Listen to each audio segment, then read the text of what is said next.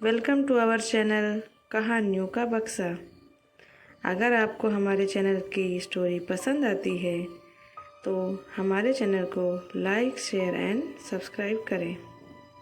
आज की हमारी कहानी दिल्ली में रहने वाले रोहन की है, जो आज ही अपनी पढ़ाई पूरी करके अपने घर मेरठ जा रहा था। रोहन आज बहुत खुश था क्योंकि वह अपने परिवार से बहुत समय बाद मिलने वाला था। रोहन ने अपना सामान पैक कर लिया था और ट्रेन में बैठने के लिए स्टेशन की ओर चल पड़ा। उसने एक ऑटो पहले से ही बुक करा कर रखा था। ऑटो वाला टाइम पर पहुंच चुका था और रोहन भी जाने के लिए तैयार हो चुका था। रोहन ऑटो में बैठ गया और ऑटो वाला रोहन को ऑटो में बैठाकर रेलवे स्टेशन की ओर चल दिया। रोहन ऑटो में बैठकर अपना मोबाइल देख रहा था कि ट्रेन स्टेशन पर कितनी देर में पहुंच जाएगी। इसके बाद रोहन ऑटो में बैठा आसपास की चीज़ों को देख रहा था। थोड़ी देर में रोहन स्टेशन पहुंच गया। उसने देखा कि ट्रेन अगले ही स्टेशन पर आने वाली है और फिर वह ट्रेन में बैठ गया। रोहन के सामने वाली सीट पर एक फैमिली बैठी हुई थी, जिसमें से 2 बच्चे और उनके माता पिता शामिल थे। रोहन अपने मोबाइल पर एक फ़िल्म देखने लगा। उसके सामने वाली सीट पर जो बच्चे बैठे थे वे रोहन को देखकर हंसे जा रहे थे, लेकिन रोहन ने इस बात को इग्नोर करते हुए अपनी मूवी को देखना ठीक समझा। रात हो चुकी थी। ट्रेन में सभी लोग खाना खाकर सोने के लिए लेट चुके थे, लेकिन रोहन अभी भी अपनी मूवी को ही देखने में बिजी था। जब रोहन की मूवी देखना कंप्लीट हो गया तो उसने देखा कि उसके सामने वाली सीट पर जो बच्चे बैठे थे वह अभी भी रोहन को देखकर हंस रहे थे। रोहन को समझ नहीं आया कि बच्चे ऐसा क्यों कर रहे हैं। इसके बाद रोहन ने देखा कि ट्रेन पहुंचने वाली है।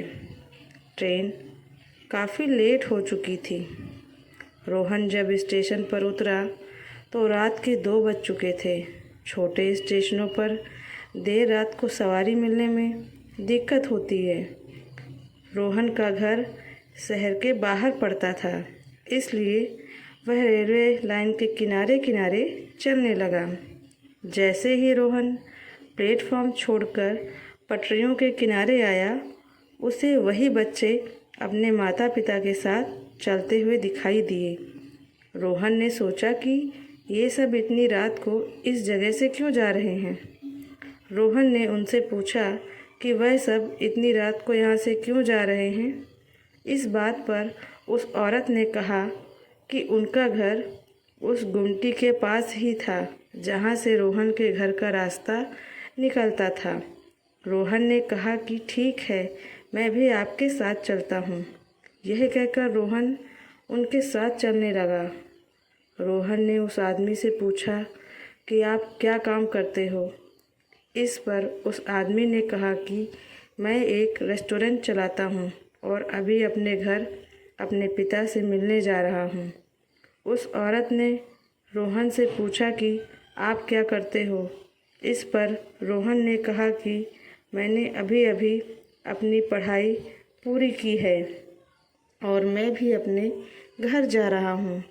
रेल लाइन के एक तरफ खेत थे तो दूसरी तरफ थोड़ी सी आबादी।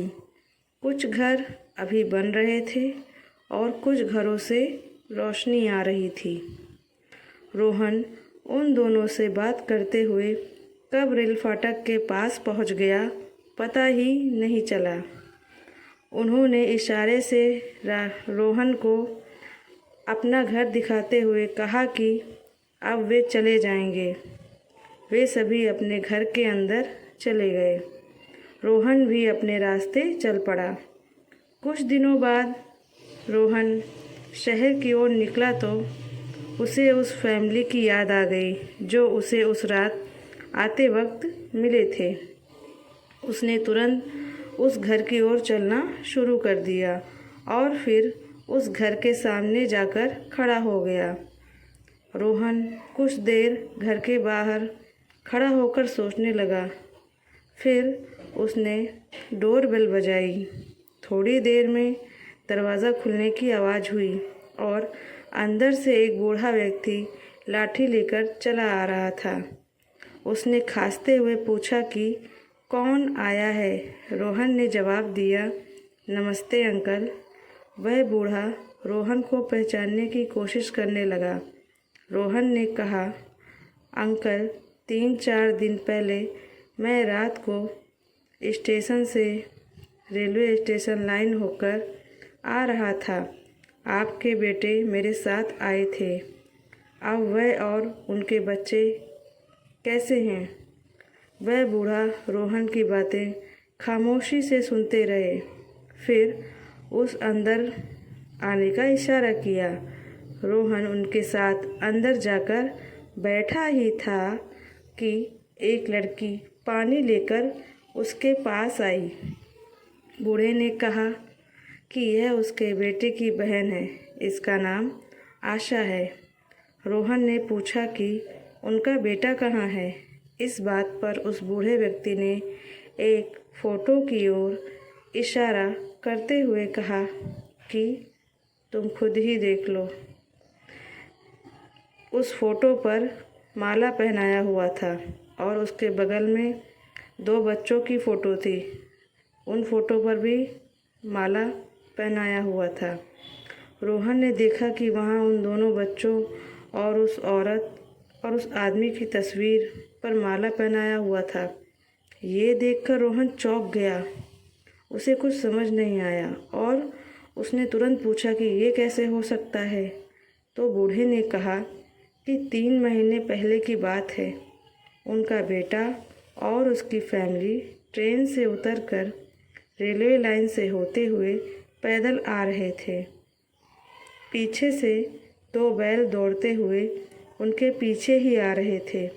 कुछ लोगों के शोर मचाने पर जब उन सभी ने पीछे मुड़कर देखा तो उन बैलों से बचने के लिए वे सभी रेलवे लाइन पर दौड़ गए। उस वक्त एक ट्रेन आ रही थी जिसने उन सभी को टक्कर मार दी और उन सभी की मौके पर ही मौत हो गई। यह कहते कहते उस बूढ़े की आंखों से आंसू बहने लगे और उसकी आंखें आंसुओं से भर गई। उसने कहा कि उसका बेटा बहुत अच्छा इंसान था और उसके बच्चे बहुत हंसमुख थे। हमेशा उनके चेहरे पर मुस्कान बनी रहती थी। उनके होने से घर में रौनक रहती थी। वे दोनों पढ़ने में बहुत अच्छे थे। बूढ़े ने रोहन से पूछा कि बच्चे तुमसे मिले तो उदास तो नहीं लग रहे थे ना? रोहन ने कहा कि वह दोनों बहुत खुश लग रहे थे। इसके बाद रोहन धीरे से उठा और बोला, अच्छा अंकल, मैं अब चलता हूँ। उस बूढ़े व्यक्ति ने कहा कि ठीक है बेटा, तुम आते रहना। रोहन भावुकता में बहता हुआ बाहर निकला। उसकी आंखों के सामने अभी भी उन बच्चों की मुस्कान दिखाई दे रही थी।